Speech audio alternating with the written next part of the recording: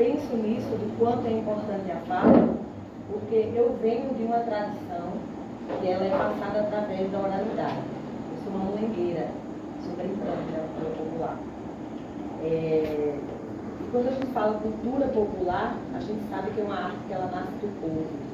E geralmente desse povo que está mais ali, periférico mesmo, esse povo que está lá na zona rural. E o mamulengo não foi diferente. O mamulengo, ele nasce, pelo que os mestres contavam, ele nasceu ali dentro das senzalas, há tanto tempo atrás. E é uma tradição que ela vem sendo passada de mestre para mestre, e assim vai se seguindo, e chega também aqui em mim, que sou hoje uma mulher mamulengueira, brincante, que também não era daquela tradição, da tradição do mamulengo, de mulheres brincando, né? Então, falar desse nascimento da arte, a gente sabe da cultura que ela é memória, ela é ancestralidade, ela é também a identidade do nosso povo, é a nossa identidade. A arte, a cultura, ela é a nossa identidade. Não tem como a gente chegar, por exemplo, se você vai chegar lá em Glória do Goitá, você vai saber que Glória do Goitá é a capital do mamulengo. Você vai saber que tem pontos também onde o maracatu rural também é muito forte na cidade, então é a identidade daquele povo. Só que não é só isso. O artista, o mestre, ele ama aquilo que ele faz, ele ama a brincadeira. Eu amo estar aqui, dialogar, falar sobre mamulengo. Ontem eu dei uma palestra na escola e voltei para casa assim, toda sorridente, toda feliz, porque eu ensinei as crianças, eu falei para eles sobre algo que faz parte da minha vida profundamente. Conheci o mamulengo porque meu pai era mamulengueiro, um grande mamulengueiro, passou 50 anos trabalhando com mamulengo. A minha mãe que está ali, ela é grande bonequeira. Então eu nasci vendo aqueles bonecos. Eu digo que a gente cresceu junto. Era meu pai fazendo boneco, eu ali, eu dizia que eram meus irmãos, eram meus pais. Então, o mestre, ele ama o que faz, a cultura popular é a essência da vida dele, mas a gente também precisa sobreviver. E a gente precisa sobreviver com dignidade. Porque a gente bota comida dentro na nossa mesa, a gente precisa se vestir, a gente precisa cuidar dos nossos filhos, e a gente precisa também, que é muito importante, manter o nosso brinquedo. Porque o meu boneco, ele vai precisar de uma roupa nova. A minha tolda de mamulengo, do meu cenário, ele vai precisar também de um tecido novo, de uma estrutura nova, ele vai precisar de uma manutenção. Então é a gente olhar para a cultura popular, para a arte que a gente faz como um trabalho. E eu trago isso, esse ponto, porque é uma realidade, às vezes, que a gente não percebe, mas que está ali presente, às vezes na comunidade, às vezes na escola, quando a gente vai dialogar com uma criança. Eu acho muito engraçado e estranho, porque não deveria ser assim. Quando chega num lugar e diz assim, você faz o quê? Eu sou uma mamulengueira, mas tu trabalha com o quê?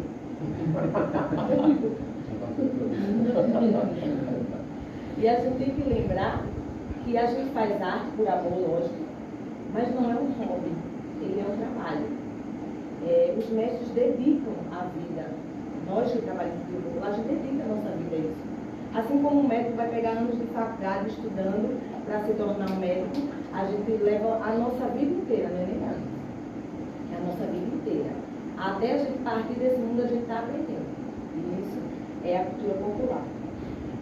E o que eu trouxe hoje para vocês, eu saí anotando aqui várias coisas para não me esquecer, porque se deixar eu vou falar o dia todo e acabo esquecendo os pontos que eu coloquei aqui. São reflexões, coisas para a gente pensar dentro do que a gente faz. Primeiro, a gente entender que a gente é artista e a gente é trabalhador da cultura. A gente precisa sobreviver.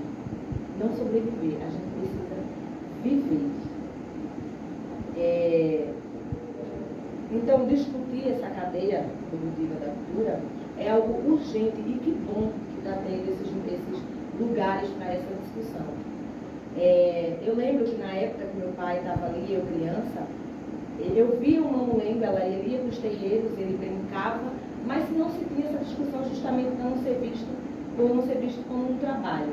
E depois de um tempo, o mamulengo e a cultura popular, a gente viu que foi tomando outros caminhos. Eu vim de um lugar, eu vi o meu pai apresentar o mamulengo nos terreiros e passar o chapéu para conseguir o dinheiro daquele dia, da janta daquele dia. E hoje não. Hoje eu trabalho com o Mamoeiro, onde eu sou convidada a participar de festivais, onde eu levo meu Mamoeiro para outras cidades, para outros estados. Então hoje eu já vejo que tem outros caminhos. Está acontecendo, é outro movimento do que era lá antigamente para os mestres. E a gente tem que ver esse elo que tem entre a criação e o mercado. O mestre ele cria, o mestre por si só ele já faz a salvaguarda do brinquedo. Essa palavra é tão bonita, a gente vê toda hora a salvaguarda do brinquedo. Mas como a gente consegue levar esse brinquedo e colocá-lo realmente na prática assim, no mercado, de comercializá-lo também, sem perder a essência do que é a cultura popular e do que é o nosso fazer. E aí eu fui pensando algumas coisas aqui e fui escrevendo. As dificuldades de muitos grupos, muitos mestres principalmente, de transformar realmente, de levar esse brinquedo que ele faz, esse trabalho que ele faz, para uma produção. Eu vejo que muitos mestres acabam pagando para trabalhar em algumas situações. Seja lá como for, seja dentro do PG dele, uma brincadeira que ele monta na comunidade, seja até no contrato da prefeitura, seja lá como for. Às vezes os mestres acabam pagando para trabalhar. E tem um abismo muito grande entre o brinquedo, o que a gente faz, e também, vamos lá, passou para a comercialização, criar um CNPJ. Eu sou uma outra geração, eu já tenho mais consciência sobre o MEI, por exemplo, já tenho CNPJ da minha empresa, que ainda tenho para entender como é os processos de ter uma microempresa. Mas e os mestres que estão lá na zona rural? O que ele fazer para ele entender isso e para ele conseguir acessar esses caminhos? Então, assim, é algo para a gente começar a pensar, a refletir. E eu trouxe isso, esse pensamento da brincadeira e da produção, e aí eu trago um pouquinho para a minha realidade. Eu sou mamangueira, né, como eu já disse, e sempre fui mamangueira. E chegou um tempo que meu pai, brincando há tantos anos, ele chegou a dizer assim: eu estou fazendo por ano 2 brincadeiras por ano. O que eu faço agora? Eu não estou conseguindo brincar. E aí, com a minha total falta de experiência, eu fui para frente do computador. Eu me lembro que o primeiro site que eu abri foi de uma lei Rouanet. Aquilo é uma loucura. E principalmente para quem não tem experiência nenhuma. E eu abri o site da lei Rouanet, eu comecei tentando preencher, daqui a pouco umas palavras que eu não fazia ideia do que era. Certidões, eu não fazia ideia como se trava uma certidão. Então foi ali uma labuta mesmo, um trabalho da brincante, a pessoa que era folgazando meu pai, começando a se transformar numa produtora. E isso sozinha. Por quê? Naquela época em que eu comecei ali, tentando fazer isso, não tinha, pelo menos ali na minha região, que é interior, a zona da mata, não tinha formações. A gente não tinha acesso a isso. Para a gente conseguir tirar um documento, a gente tem que procurar outros profissionais que, claro, eles vão cobrar pelo trabalho deles. Então ficava inviável ser artista e fazer essas produções. Então eu comecei ali trabalhando, pegando o computador e pesquisava, pegava uma coisa ou outra, saía pesquisando. E aí eu me tornei a produtora, né? A produtora cultural. E aí foi onde bateu real, assim. Enquanto eu sou produtora, eu não consigo trabalhar artista. Eu não consigo trabalhar o meu brinquedo. Não como deveria. Não resta tempo para isso. Então, se eu venho para o meu brinquedo, qual tempo eu tenho para estudar um edital, por exemplo, de 40 páginas? Não é trazendo uma crítica, porque claro que as gerações vão mudando, as pessoas vai nascendo novas pessoas, a gente está aqui com o computador na mão, isso é um computador, sei lá. Então as novas gerações já entendem mais acesso, vai entendendo melhor. Mas a minha mãe mesmo, que nem é tão... Ela é jovem também, ela diz, eu não sei Me ensina um negócio no computador, daqui a 10 minutos eu já não sei. Então, mestre para pegar um edital. Eu fico pensando muito nisso. E ele para pegar um edital, para ele escrever um projeto para ele. Como a gente pode desburocratizar tudo que tem ali? Eu acho que isso são ferramentas e pensamentos que a gente pode colocar para melhorar mesmo a situação desses mestres. E eu penso, eu sei que eu estou aqui, eu sou mais jovem que os outros que estão ali, mas eu fico pensando muito neles, porque os mestres eles estão partindo. Então eles não têm muito tempo de correr atrás de aprender a mexer no computador, correr atrás de aprender a entrar no edital. Então é importante que se corra com isso, que se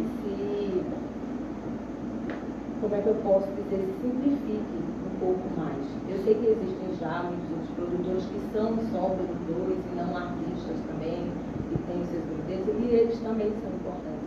Mas até chegar em um grupo pequeno, ou o mestre está lá na zona rural, até chegar essas informações, leva tempo. E muitas vezes não chega.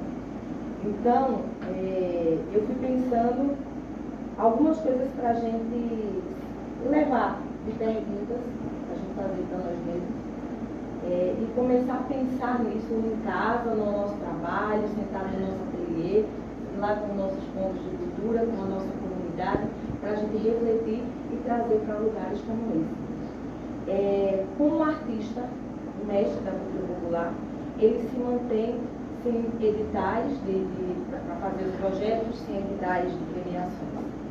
Como? A gente tem mais acesso, digamos assim.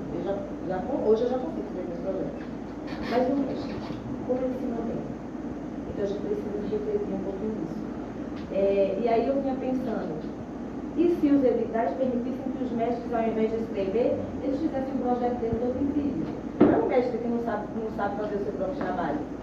O mestre pode ir numa escola, ele pode ensinar. Um professor para dar aula, ele tem que ter ali, no mínimo ali, ensino médio, faculdade de pedagogia, ou lá vem lá um monte mais de coisa, tome pós, não sei o que, graduação. E por que o mestre, que levou uma vida inteira e aprende até o dia que ele parte, ele não pode estar dentro de uma escola? Que ferramentas e como a gente pode fazer com que esses mestres vá para dentro da escola, da aula, ensinar? De que forma? Será que é o governo, a gente ir lá no governo bater na porta e dizer, tem isso aqui, dá para fazer? Ou será que é o próprio povo, a própria comunidade, que olha para a sua identidade cultural, olha para os mestres que tem na sua região e diz, isso é importante dentro das escolas? E eu digo, ontem eu disse na aula que eu dei, para os alunos, acho que tem em torno de uns 150 alunos na aula de espetáculo, e eu disse para eles, a força está na mão de vocês. Porque quando eles querem uma cultura de massa, um MC, uma banda ou alguma coisa assim, eles deixam muito claro. E aí as políticas públicas que vão acontecendo, a gestão das cidades, escuta esse pedido, esse chamado aí do povo que gosta de uma banda de uma cultura de massa e traz. Então é preciso uma conscientização da própria sociedade, da própria comunidade, para entender que a cultura popular, que a sua arte, o que fortalece o seu povo como identidade, é importante estar em todos os lugares. E para mim, o primeiro lugar é dentro das escolas. A cultura popular ela tem que estar juntinho com a educação. Juntinho.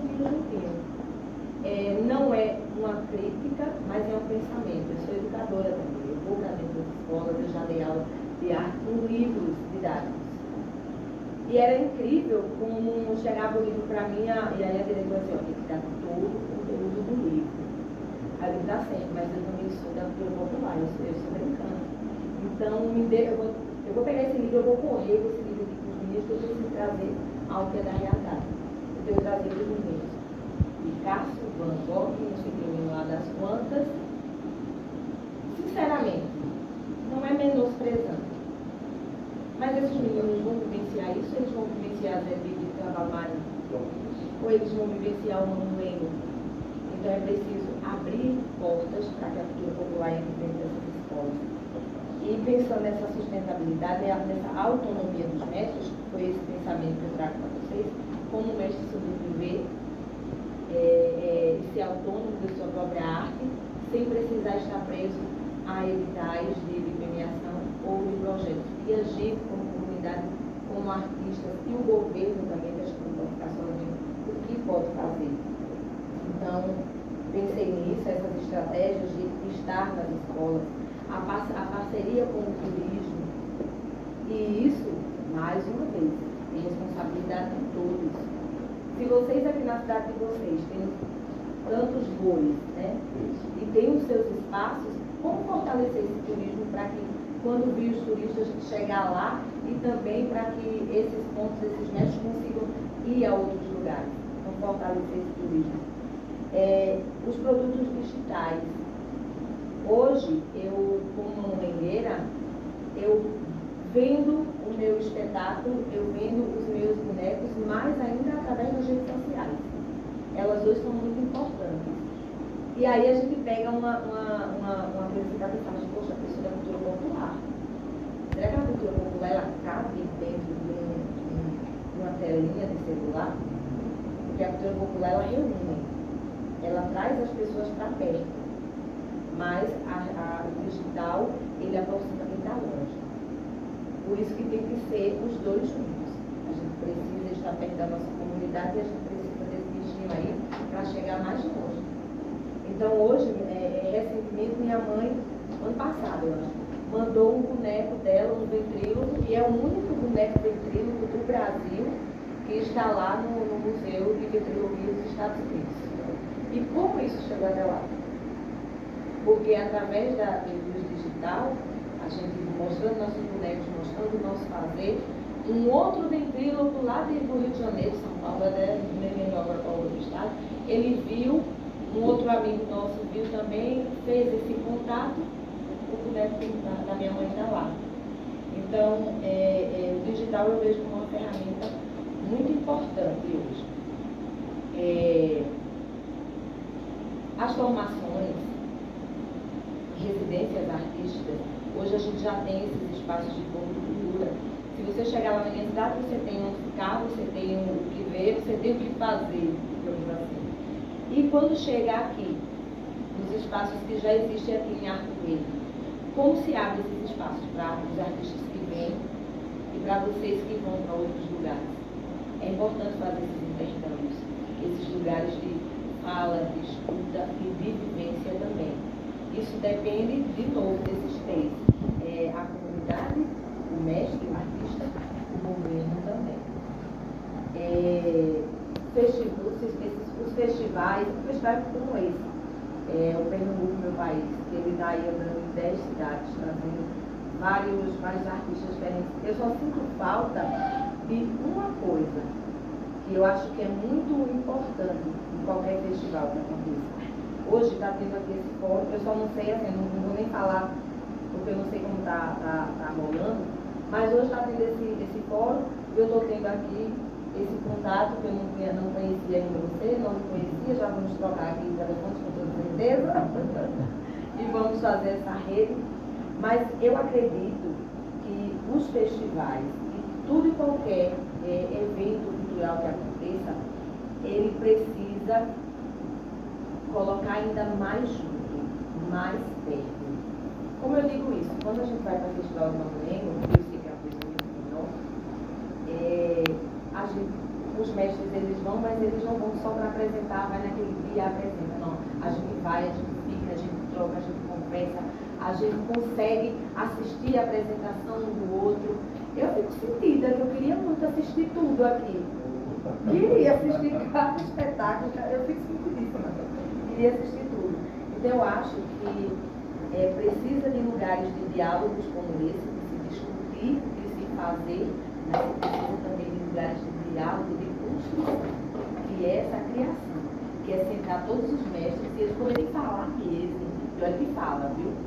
E é nesses momentos que a gente aprende, é nesses momentos que a gente ensina, é nesses momentos que a nossa cultura popular se fortalece. Deixa eu ver o que mais que você anotando um monte de coisa por aqui. Pronto. E como a gente mantém a força desses saberes dos mestres, essa transmissão oral, essa relação direta com o público, e inserir a cultura popular dentro dessa cadeia produtiva, esse mercado. Eu trouxe esse ponto porque, antigamente, meu pai, ele já faz meses, está quase, um pouquinho. Eita! Antigamente, os mestres, meu pai, ele brincava 8 horas no mesmo tempo. Começava a anoitecer, a brincadeira só acabava quando amanhecia o dia. Hoje, quando a gente tem os nossos contratos, e claro que eu entendo que o tempo é esse momento, mas aí a gente diminui a nossa brincadeira para 1 hora, porque a gente precisa comercializar o espetáculo, para que a nossa brincadeira se mantenha, principalmente que o artista se mantenha também.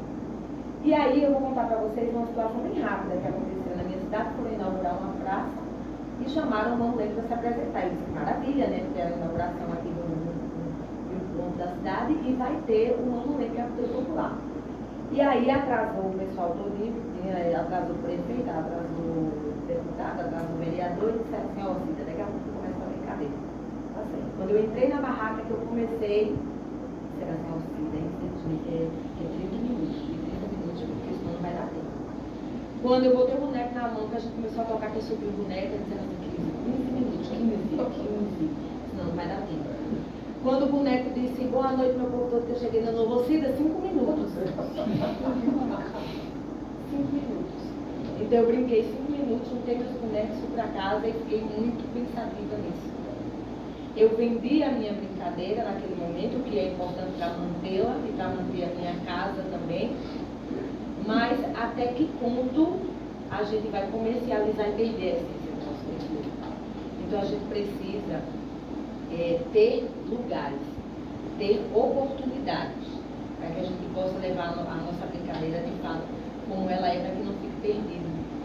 Porque meu pai já se foi e ele dizia que na mala dele tinha 120 bonecos.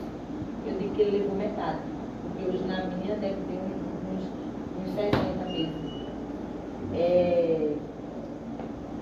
Então, pensar nisso, né, essa reflexão ficar com a gente, eu acho que eu já consegui